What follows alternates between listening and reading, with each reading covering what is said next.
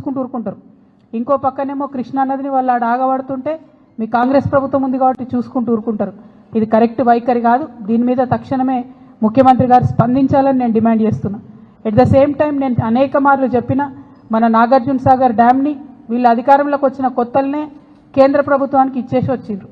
ఇప్పుడు పరిస్థితి ఏంటంటే చిన్న రిపేర్ వర్క్ చేయాలి నాగార్జున సాగర్లో అంటే 2 నుంచి 3 నెలలు పడుతుంది. వీళ్ళు కేఆర్ఎంబీకి రాయాలి, కేఆర్ఎంబీ ఇంకెవరికో రాయాలి, అక్కడ నుంచి పర్మిషన్ రావాలి. అంటే మన భూభాగంలో మన డబ్బులతో కట్టిన ప్రాజెక్టులకు కూడా పర్మిషన్లు వస్తున్నాయి. పర్మిషన్లు రానటువంటి పరిస్థితి. కాబట్టి దీని మీద కూడా తక్షణం స్పందించాలి. అన్నిటికన్నా ఇంపార్టెంట్ ఇప్పుడు కృష్ణా వాటర్ బోర్డు మీటింగ్ మన జరగబోతా ఉన్నది హైదరాబాద్లో. కృష్ణా ట్రిబ్యునల్ హియరింగ్ జరుగుతూ ఉన్నది హైదరాబాద్లో, ఈ వారంలో జరుగుతున్నది. నా డిమాండ్ ఏంటంటే ఆల్మట్టి ఎత్తు పెంచుతున్నటువంటి ఈ క్లిష్ట సమయంలో ఉత్తమ్ కుమార్ రెడ్డి గారు కాదు, వారితో పాటు రాష్ట్ర ముఖ్యమంత్రి హోదాలో రేవంత్ రెడ్డి గారు కూడా అటెండ్ అవ్వాలి. మీరు అటెండ్ అయితేనే మనకు రావాల్సినటువంటి న్యాయం జరుగుతుంది, మనకు దక్కాల్సినటువంటి వాటా దక్కుతుంది. మీ సిన్సియారిటీ ఏందో కూడా ప్రజలకు అర్థమవుతుందని చెప్పి ఈ సందర్భంగా నేను డిమాండ్ చేస్తూ ఉన్నాను. మరి తెలంగాణ జాగృతి పదే పదే చెప్పిన విషయం మళ్ళొకసారి గుర్తు చేస్తున్నా.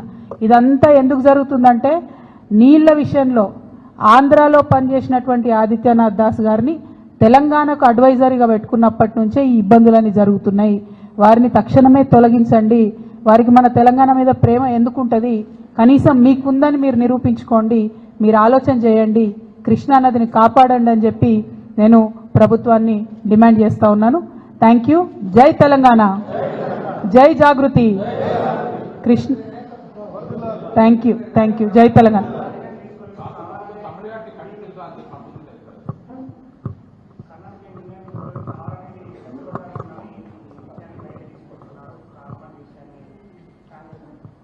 ఇప్పుడు తమ్మిడిహట్టి డిఫరెంట్ ఇష్యూ, అది గోదావరి నది వాళ్ళు కట్టాలనుకుంటున్నారు. దాని మీద కూడా పలు రకాల అభిప్రాయాలు ఉన్నాయి. బట్ ఇవాళ ఇంపార్టెంట్ ఇష్యూ కృష్ణ. మీరు అన్నట్టు వాళ్ళు చెప్పకపోవడం ఏం లేదు. బాజాప్తా కర్ణాటకలో క్యాబినెట్ మీటింగ్ పెట్టి వాళ్ళు 70,000 కోట్లు ఫేజ్ వైజ్గా ఎట్లా రిలీజ్ చేస్తామని ఫండ్స్ కూడా వాళ్ళు రిలీజ్ చేయడం జరిగింది. అదేవిధంగా ల్యాండ్ అక్విజిషన్ ఫేజ్ వైజ్ ఎట్లా చేస్తామని కూడా వాళ్ళు ప్రాపర్ ప్రణాళిక రూపొందించుకొని క్యాబినెట్ అంతా కూడా ఒక దగ్గర కూర్చొని చెప్పిన తర్వాత నిర్ణయం జరగలేదు అని చెప్పి ఇట్లాంటి మాటలు మాట్లాడడం నిజంగా కూడా మీ మహబూబ్ నగర్ బిడ్డలకు, నల్గొండ బిడ్డలకు వాళ్ళకు ద్రోహం చేయడం తప్ప ఇంకోటి కాదని చెప్పి నేను భావిస్తూ ఉన్నాను.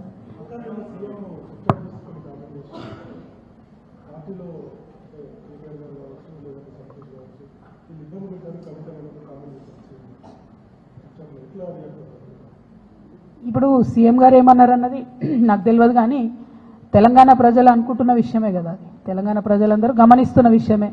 ఇప్పుడు బీఆర్ఎస్ పార్టీ సోషల్ మీడియా నన్నే దాడి చేస్తుంది, హరీష్ అన్న మీడియా నన్నే దాడి చేస్తుంది, సంతోష్ అన్నకున్న సీక్రెట్ మీడియా నన్నే దాడి చేస్తుంది. అందరు కలిసి నా మీద దాడి చేస్తున్నట్టే కదా, అలా కొత్త ఏం లేదు. అది మీ అందరి దృష్టిలో కూడా ఉన్నది కాబట్టి అది కొత్త ఏం లేదు, వింతేం లేదు. Thank you.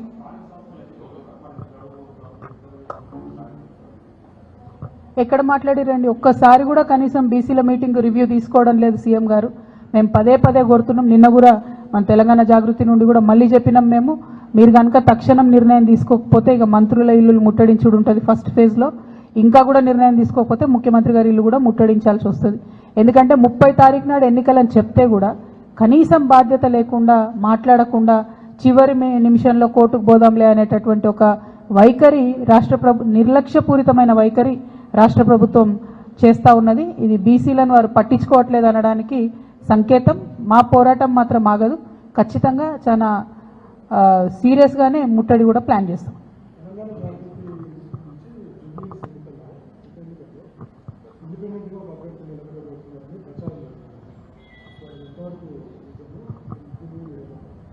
జై తెలంగాణ.